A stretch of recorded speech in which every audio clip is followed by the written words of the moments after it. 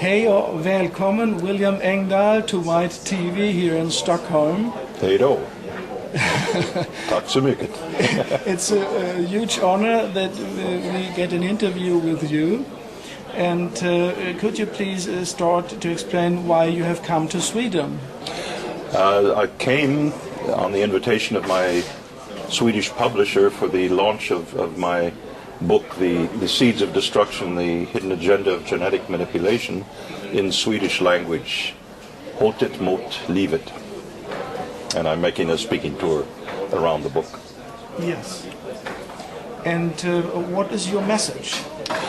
The message is, and the book goes into this in great detail, but if we think back 20 or 30 years to the quality of food that was normal on the family dinner table, in Sweden, I lived here in the 1970s, in Germany where I live now, in the United States most extremely, we're not feeding our families food anymore in the real sense of nutrition.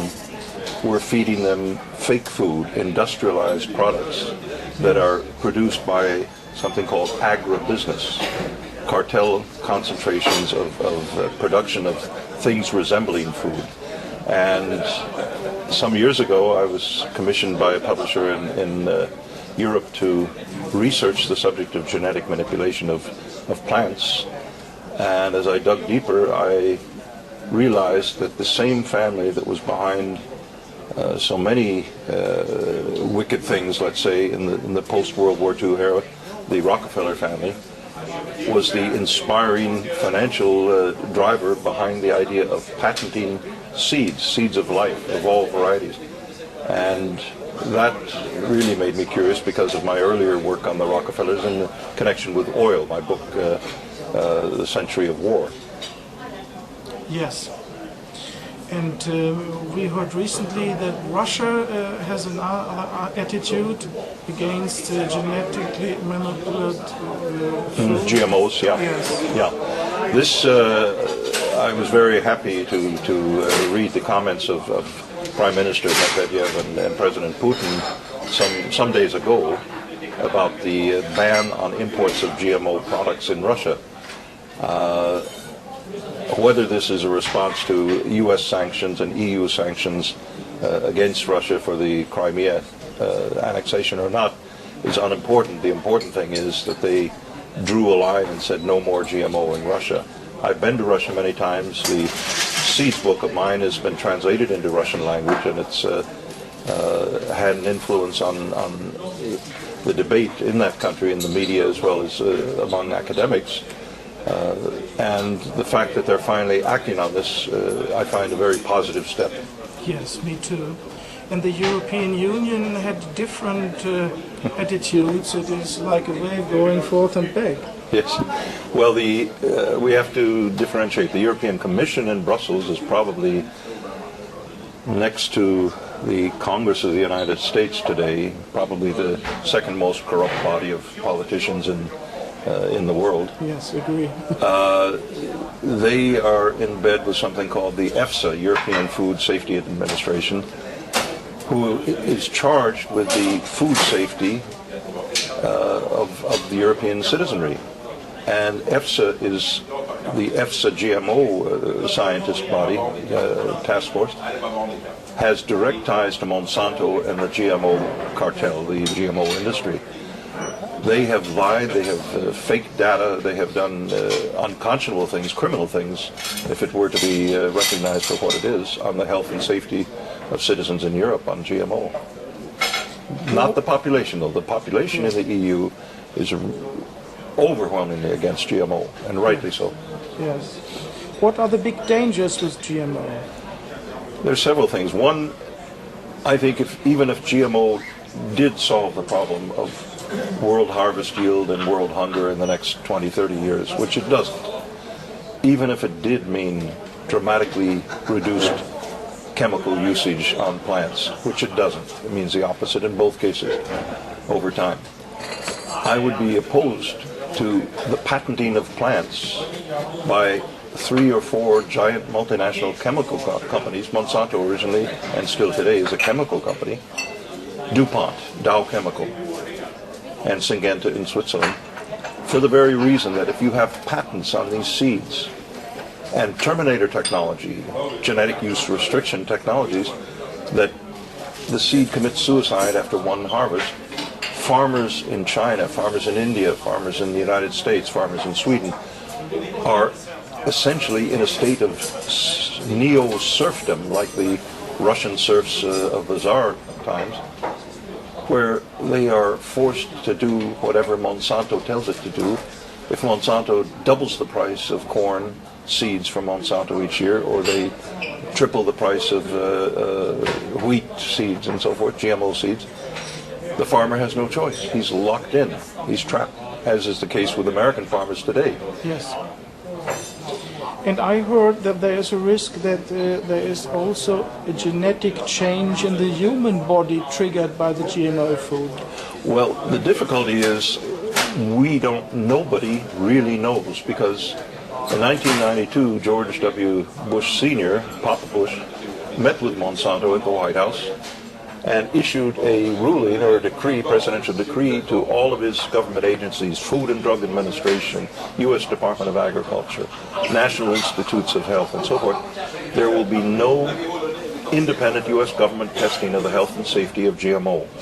It's called the doctrine of substantial equivalence, which is a legal nonsense term if you deconstruct it. Substantial means roughly, and equivalence means 1-to-1, 100% match. Well, it means it's neither nor.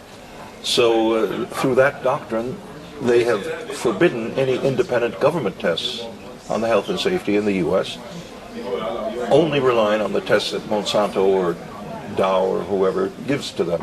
And those tests have been exposed to be doctored evidence. They throw out embarrassing research results on rats and so forth, and they do them far, far too short. The 3-month, 90-day tests, when cancer tumors appear in longer-term studies only after 4, 5, 6 months. Yes. That's a real problem, and the FDA is not honest. That's the real problem. Well, it even gets worse, because the FDA today, under every president since George W. Bush Sr., has been an agent for the interests of Monsanto and the export of GMO in the world, including Barack Obama. Obama appointed Michael Taylor, the former vice president of Monsanto, as the key man inside the FDA today, determining government policy on GMO. So you have a little idea of the revolving door corruption there. What are your advices? What can we do about it? Well, I think a massive transformation in the awareness of the world really took place a year ago, when a lone housewife in Idaho, I believe it was, got so upset when she read that Monsanto and company had spent tens of millions of dollars to defeat the California referendum to label GMO products, and also in Washington, the same, Washington State, that she started a Facebook. She was alone, a mother, had children, and she wanted to care for their health and well-being like any good mother should. She started a Facebook called March Against Monsanto, and named a date in May of 2013 for spontaneous protests against Monsanto. Well, she had no idea that that would go viral in the internet. It did. There were 52 countries where there were marches against Monsanto. It wasn't controlled by NGOs. This was spontaneous. Yes. These were people who never thought about demonstrating before, and it shook the GMO mafia to the roots, in my view. So there's many things that can be done. Were I a government, I would ban all open commercialization of GMOs instantly, as the European Union should have done when the Seralini study was made public in, I believe it was September 2012, on the effects over a 2-year period of rats fed with GMO corn from Monsanto. Cancer tumors, death rates that are 5 times what they are for non-GMO rats, and so forth. I have made a lot of research in transhumanism, because I am very fond of the mind control problem, and I see a connection to transhumanism. That means that they want to develop a human which is half human, half robot, and therefore they have to change the genes. Do you see some connection with GMO there? The problem with GMO from scientists, experts that I've spoken with over the years, is that it's not stable. It is not a stable, the GMO switch is always switched on, and it can go through metamorphoses that we have no idea of over time. So fortunately for the human race, I think this kind of tinkering around with the genetic structures is not possible, or extremely, extremely remotely possible.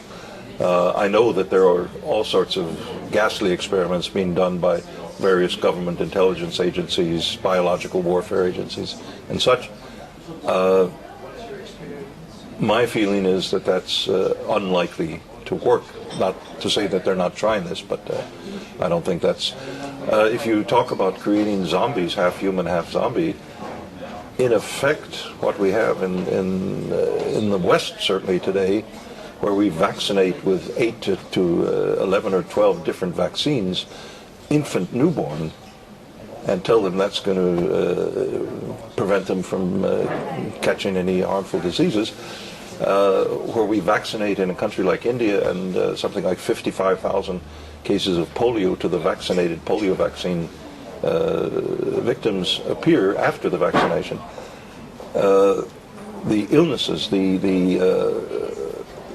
destructive food that is on the daily diet with corn gluten, with aspartame and Coke Zero, or these hundreds of thousands of destructive things that we take in.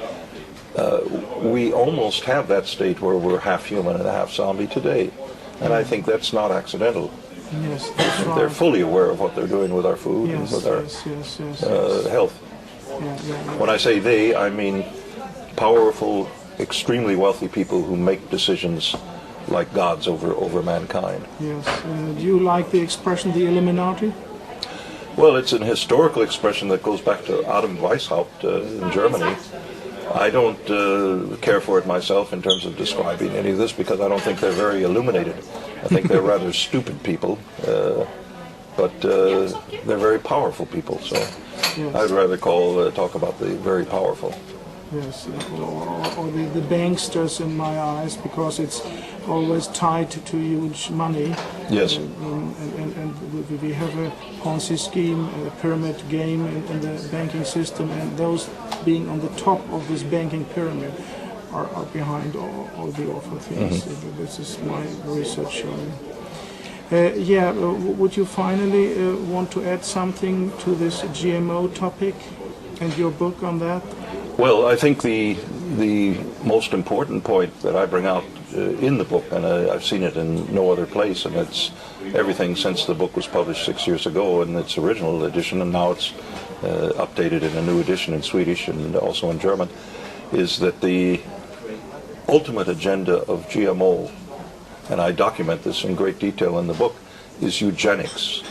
Mm-hmm. Killing off the inferior races, as these very, very wealthy, very powerful people see it, and creating the so-called master race. It's a lame-brained lunatic project. It's based on a fallacy called scientific reductionism, that you can reduce the complexity of life to a single gene and play around with that gene like a god, and that just doesn't work. But the ultimate agenda of this is eugenics. It's the new word for eugenics. It was declared after World War II, and Auschwitz and Dachau and the various extermination projects of the Nazis were uncovered.